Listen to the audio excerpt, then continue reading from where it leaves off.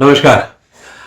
परसों यानी कि 8 जनवरी को जब मुख्य चुनाव आयुक्त सुशील चंद्रा अपनी प्रेस कॉन्फ्रेंस कर रहे थे 5 राज्यों के में चुनाव कराने को लेकर के, तब उन्होंने जिस तरीके से शुरुआत की थी कोविड और कोविड के प्रतिबंधों के चलते कैसे चुनाव होगा, उससे साफ जाहिर हो गया था कि चुनाव इस बार कड़ा होने जा रहा है। कड़ा मतलब कड़े हालात में होने जा रहा है।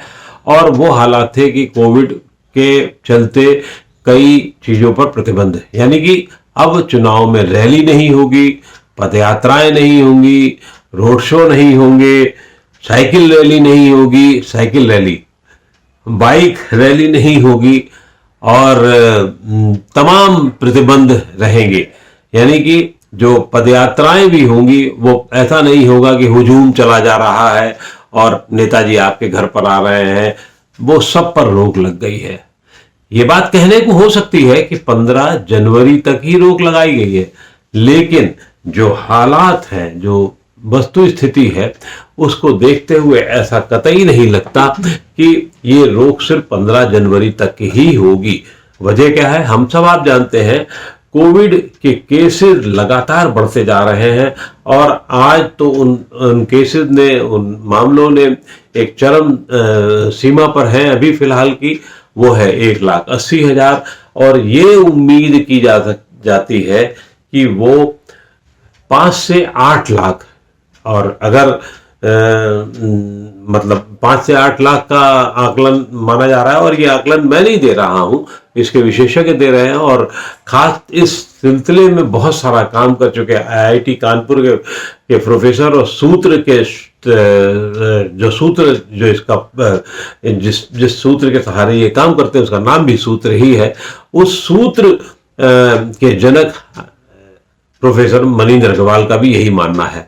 लेकिन अब अगर ये मामले 8 लाख या और उनका तो 10 लाख तक भी आकलन था कि अगर ये उस तक पहुंचना है तो उसको पहुंचने में, पीक पर पहुंचने में, खासतौर से उत्तर प्रदेश जहां अभी बहुत ज़्यादा पीक आया नहीं है या आने की रफ्तार नहीं शुरू हुई है, वहां पर अगर आप देखेंगे तो निश्चित रूप से ये पीक जो है जनवरी अंत से पहले तो कतई नहीं दिखाई देती है, लेकिन कई बार ऐसा लगता है कि वो फरवरी में मध्य तक आएगी। फरवरी मध्य का मतलब होगा कि पहले चरण का चुनाव हो जाना। तो क्या ये संभव है कि 11 फरवरी के पहले पीक आ जाए या 11 फरवरी के पहले चुनाव आयोग ये फैसला कर सके कि हम जो है अब आप लोग रैली भी कर सकते हैं, रैली करेंगे तो कैसे प्रतिबंध होंगे, क्या होंगे, नहीं होंगे, इस पर ये अलग सवाल है। लेकिन सबसे बड़ा सवाल अभी तो ये है कि क्या चुनाव आयोग रैलियों की इजाजत करने देगा, और वो भी बिना पीक पर आए हुए। ये एक बहुत बड़े सवाल है जो राजनीतिक दलों को परेशान किए हुए हैं। और कैसी भी बात हो, कैसी भी हालात हो, मुझे यह नहीं लगता कि जनवरी अंत तक, हो सकता है जब बहुत दबाव हो, राजनीतिक दलों का दबाव हो और केसेस भले ज्यादा आ रहे हो, लेकिन हॉस्पिटलाइजेशन जो बहुत अच्छी बात है इस पूरे मामले में नहीं हो रहे हो, कम हो रहे हो, तो ये जरूर चुनाव आयोग फिर ये सोच राहत दे सकता है कि चलिए इससे नुकसान बहुत नहीं हो रहा है। लेकिन अगर ये नुकसान होने का सिलसिला बढ़ा तो चुनाव आयोग भी मजबूर होगा कि चुनाव आयोग भी इस बात के लिए मजबूर हो जाएगा, होना ही पड़ेगा, बल्कि ये कहना चाहिए कि रैलियों की या जो अभी प्रतिबंध लगाए हैं, जो 15 जनवरी तक के लगाए हैं, वो आगे भी बढ़ाए जाएं। ऐसी स्थिति में फिर यही सवाल उठेगा, बहुत बड़ा सवाल उठेगा कि कौन दल आगे होगा। बहुत सामान्य सी बात है और सामान्य तौर से लोग कह सकते हैं कि साहब वही दल आगे होगा जिसके पास कार्यकर्ताओं की फौज होगी, जिसके पास पैसा होगा, जिसके पास इच्छा शक्ति होगी जीतने की। तो आप ये भी कह सकते हैं कि भारतीय जनता पार्टी इस मामले में सबसे आगे है, लेकिन ये इतना आसान काम नहीं है, ना ये इतनी आसान सी बात है। क्योंकि इसलिए आसान बात नहीं है ये, और इन अगर मगर की संभावनाओं के चलते ही कई दिक्कतें हो सकती हैं। भारतीय जनता पार्टी के पास निश्चित रूप से कार्यकर्ताओं की एक लंबी चौड़ी फौज है, लेकिन जहां सभी दलों की या पूरे देश की जिस राज्य पे सबसे ज्यादा निगाह है, वो है निगाह उत्तर प्रदेश की। पंजाब में भारतीय जनता पार्टी का कोई बहुत स्टेक नहीं है और अन्य दल काम कर ही रहे हैं। उत्तराखंड में भारतीय जनता पार्टी और कांग्रेस ही काम कर रही है। आम आदमी पार्टी ने वहां अपनी आहट दे रही है और ठीक से आगे बढ़ने की कोशिश में। पंजाब में आप जानते हैं आम आदमी पार्टी, कांग्रेस, भारतीय जनता पार्टी और लोक भलाई, ये लोक कांग्रेस जो अपने अमरिंदर सिंह की है, ये सब लोग अपना करेंगे, लेकिन भारतीय जनता पार्टी वहां पीछे है। भारतीय जनता पार्टी की पूरी केंद्रीय शक्ति कहने को अन्य राज्यों में भी लगी होगी और अन्य लोग लगे भी होंगे, लेकिन उसका पूरा काम उत्तर प्रदेश में होने जा रहा है। और उसी तरीके से भारतीय जनता पार्टी को हराने के लिए भी उतनी ही शक्तियां पूरे उत्तर प्रदेश में झोंकी जाएंगी, पूरे देश की, विदेश की, ताकि भारतीय जनता पार्टी किसी तरीके से सत्ता में वापसी ना आ पाए, योगी सरकार की किसी तरीके से वापसी नहीं हो।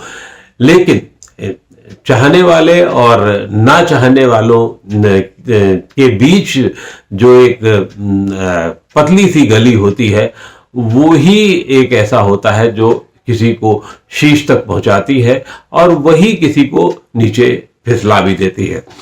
अब सवाल यह है कि जो सत्ता के शीश पर पहुंचने की जो इच्छा शक्ति है, वो कैसे काम कर रही है। भारतीय जनता पार्टी इसके लिए पूरी तरीके से अब एक तरफ तो तैयार बताई जा रही है। ये बात सही भी है कि जितना उसने वर्चुअल रैलीज और सोशल मीडिया पे काम किया हुआ है, उतना किसी अन्य दल ने नहीं किया है। लेकिन उत्तर प्रदेश में ऐसा नहीं है। उत्तर प्रदेश में समाजवादी पार्टी ने भी बड़े स्तर पर सोशल मीडिया पे काम शुरू किया है। कांग्रेस वहां काफी पिछड़ गई है।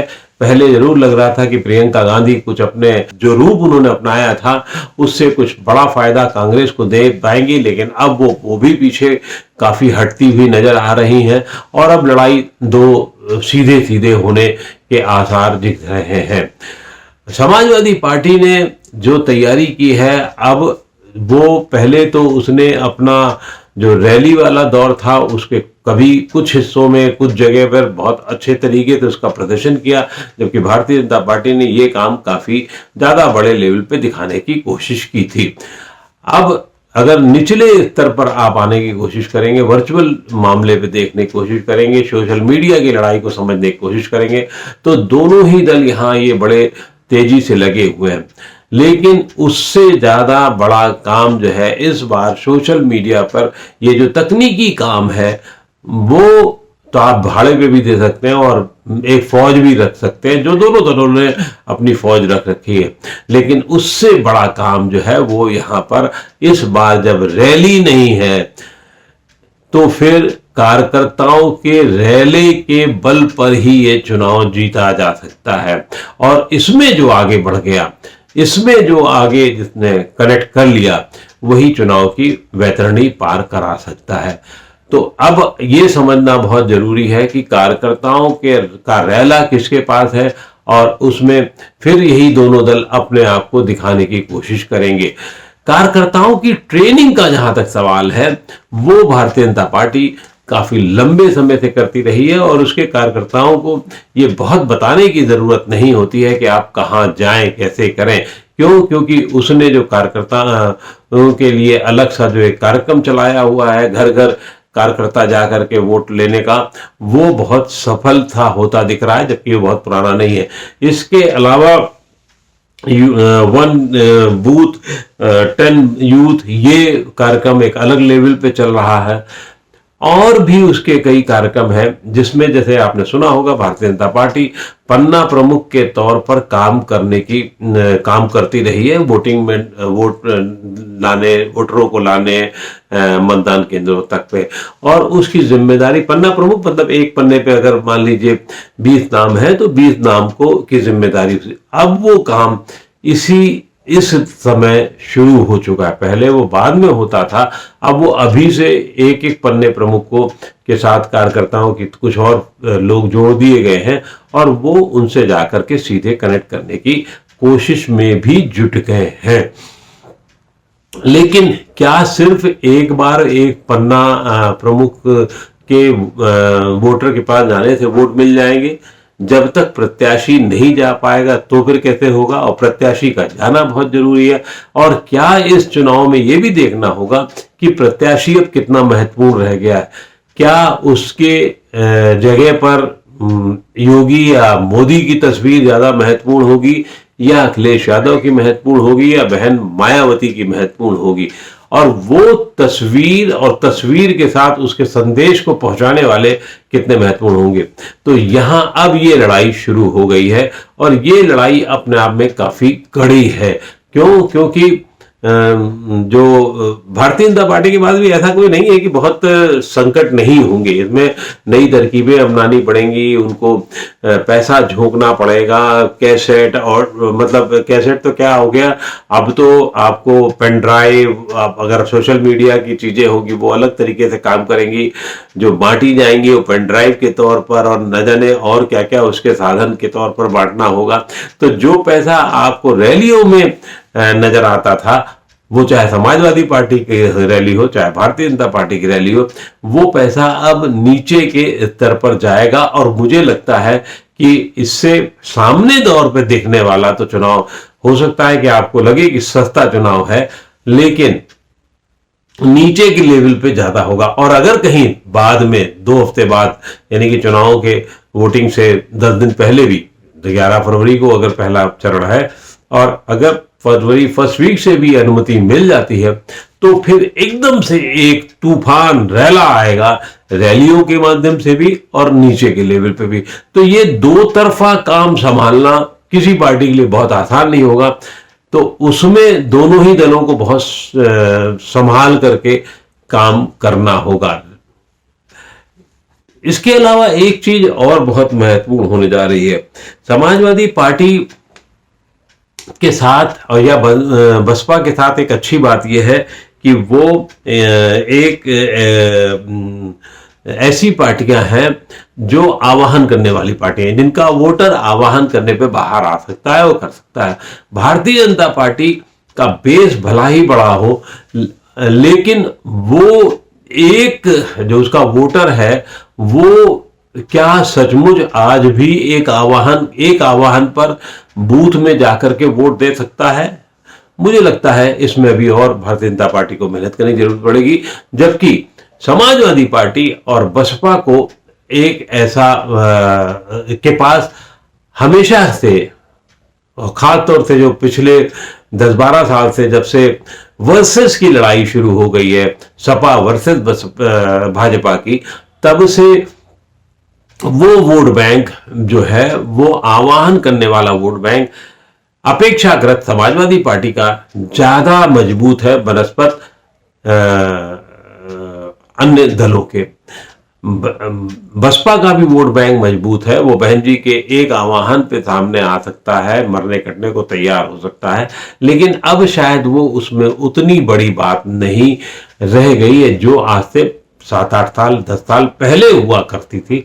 अब शायद वो नहीं रह गई है। और अब तो रैली भी नहीं है, उसका वोटर वैसे भी रैली से ज्यादा प्रभावित ना होकर के अन्य माध्यमों से, सीधे बातचीत से या उसके एक वर्ग के संबोधन से होता था। भारतीय जनता पार्टी के पास में वो वॉरियर वोटर, जो लड़ाकू वोटर है, जो इन समाजवादी पार्टी के पास में है, या लड़ाकू कार्यकर्ता, जैसे लड़ाकू कार्यकर्ता तो आप थोड़ा सा ज्यादा समझ लेंगे, लेकिन वॉरियर वर्कर जो है, अगर आप कहना चाहें, तो क्या वो भारतीय जनता पार्टी के पास है? भारतीय जनता पार्टी का वर्कर बहुत संयमित होकर काम करता है, बहुत अपने एक तरीके से काम करता है, जबकि समाजवादी पार्टी का कार्यकर्ता जो है वो वॉरियर वर्कर के तौर पर काम करता है। और यही अंतर अगर मात्रा में बढ़ जाएगा तो दोनों भारतीय जनता पार्टी को थोड़ी मुश्किल भी हो सकती है, जबकि अभी माहौल बिल्कुल अलग है। तो इसलिए ये चुनाव अपने आप में बहुत मजेदार होने जा रहा है, और देखना होगा हमको आने वाले दिनों में कि इस चुनाव में ये जो वॉरियर वर्कर का चुनाव है, जो वो दोनों मतलब किस दल के पास बड़े स्तर पर होता है, और वॉरियर वर्कर के अलावा यानी योद्धा जो वर्कर कार्यकर्ता है वो उसके अलावा क्या इस चुनाव में वोटर जो है वो भी योद्धा बन के काम करेगा? अगर हां, तब लड़ाई एक अलग स्तर पर होगी। इंतजार कीजिए इस लड़ाई को देखने का और इसके नए नए पटल को समझने का। बहुत बहुत शुक्रिया।